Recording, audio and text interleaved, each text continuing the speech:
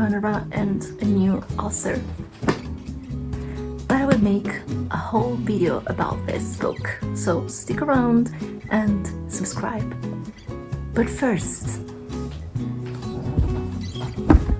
I wanted to talk about why so many people don't actually read these days.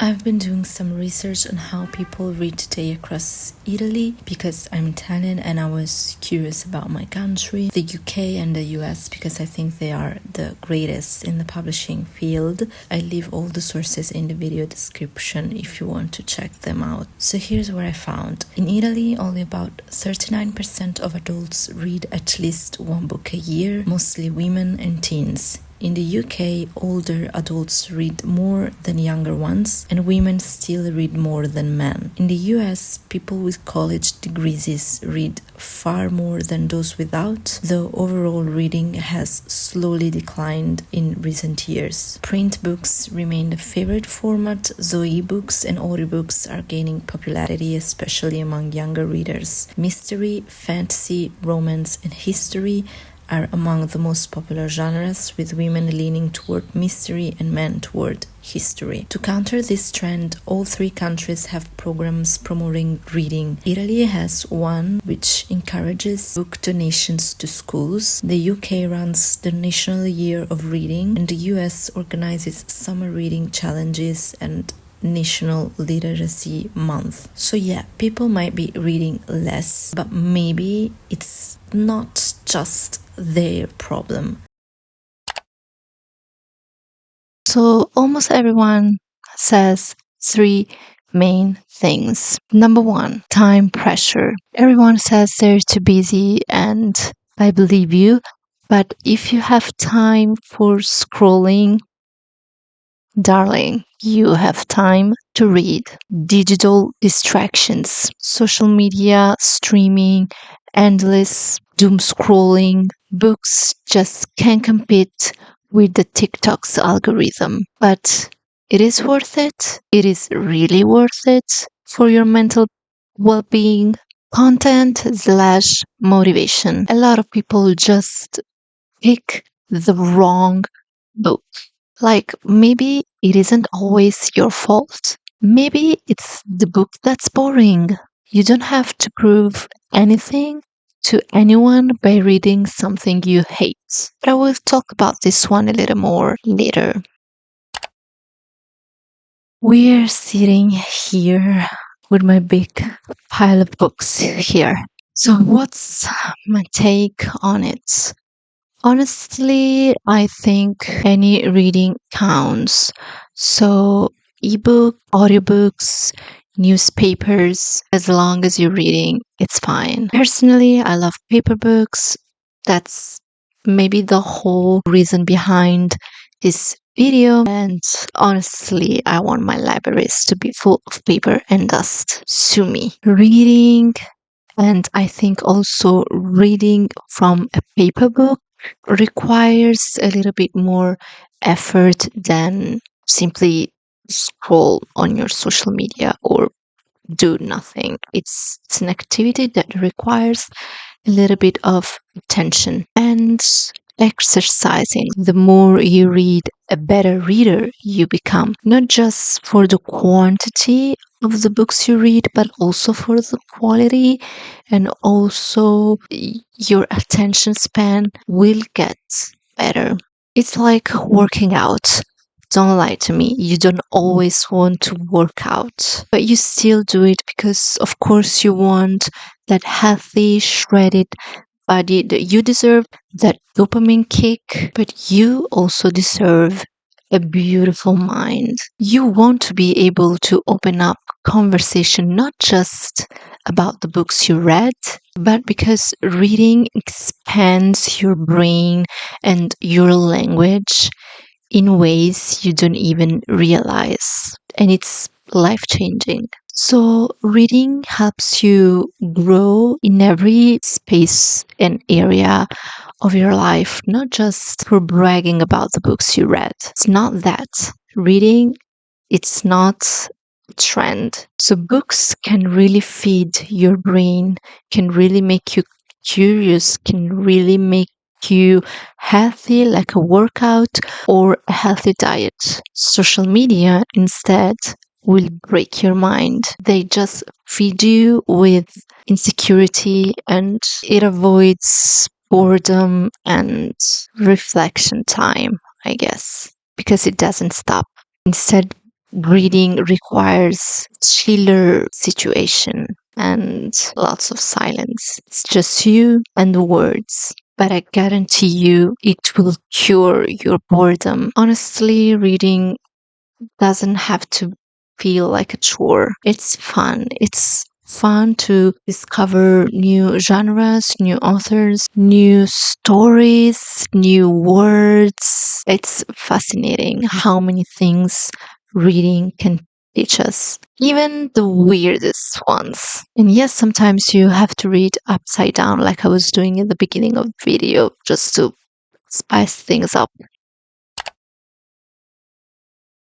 Tip number one: put that damn boring book down. Don't force yourself. If a book drags, ditch it. No more. Reading something you're bored of is not making yourself a favor, because you are soon giving up on reading. Start with something like High Fidelity by Nick Hornby.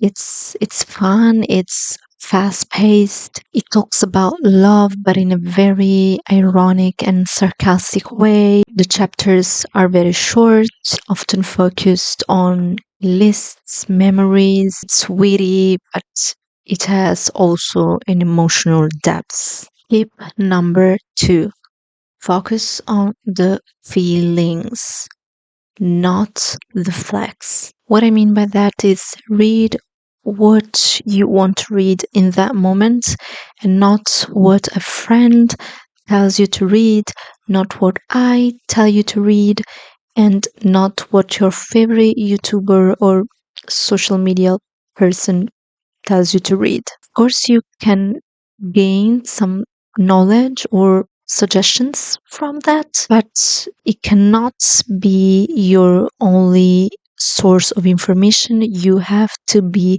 curious, you have to explore new libraries, new genres. So many years ago, I found this incredible novel that changed my life, my whole experience with literature. I was just 16 or 17. I didn't know who the author was. I was too little, maybe. And this novel was the well known by Haruki Murakami, Norwegian Wood. I highly suggest this book if you also want to feel incredibly emotional. So I fed myself with curiosity, this incredible gem. It is nostalgic, deeply reflective on love, loss, mental diseases. It's good.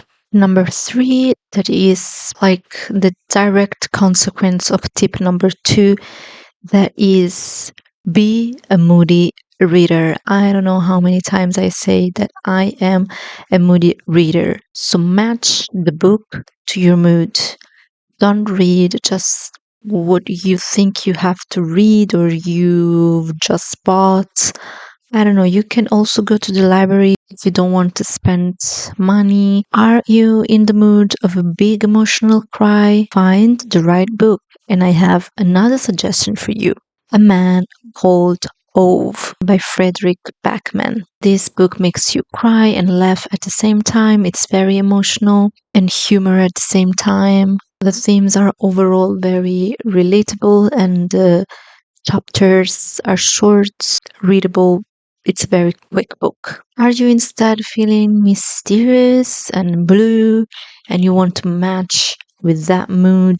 Well, I have another suggestion for you. Sylvia Plath is for you, especially the Bell Jar. It's a great work of art, I should say. Talks about isolation, haunting. It's a very, very psychological piece of work. It has a very introspective tone. It also talks about mental illness, and it has also a very lyrical tone. You want to pay attention to your emotional state, even when it comes to picking the book you want to read next, because it will change your experience. Remember that reading isn't a homework assignment. Tip number 4. It's a little bit weird.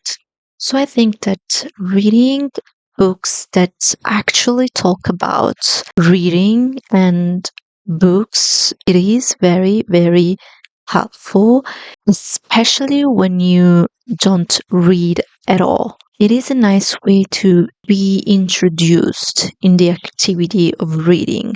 And also when you are a reader but you are not reading so much, I found myself pleasantly surprised when I read about reading and books while I was in a bit of a reading slump.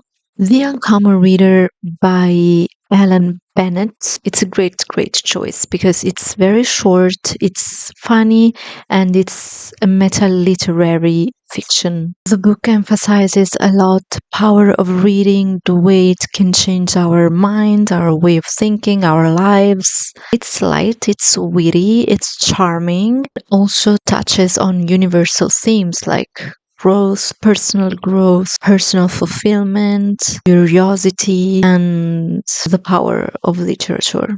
Tip number 5 is start small. Books don't need to be all or nothing. 10 minutes here and there really count. 10 minutes before bed instead of scrolling is nice, healthy, and fine. Just fine. Tip number 6, start with something that truly interests you. So if you want to start with a nonfiction book on a topic you really, really like, for example, you are into walking or hiking, I really, really suggest you Wild by Cheryl Strait. It's very interesting and great real experience of the author. Or books on topics you have an interest on, go for it. Don't worry about what is important, what is highbrow, and what society or other people think you have to read to become a reader or to consider yourself a reader. Your curiosity is the best guide. I also think that big classics or harder books to read will eventually come when it's time for you to read them. So if you tried these tips, let me know if were helpful for you, or if you have any other tips, you're welcome to share them in the comments below for all of us. So now you have to put that damn phone down. Stand up for a bit, go for a walk. Let's start stretching that reading muscles and go read something. And I'll see you in the next one.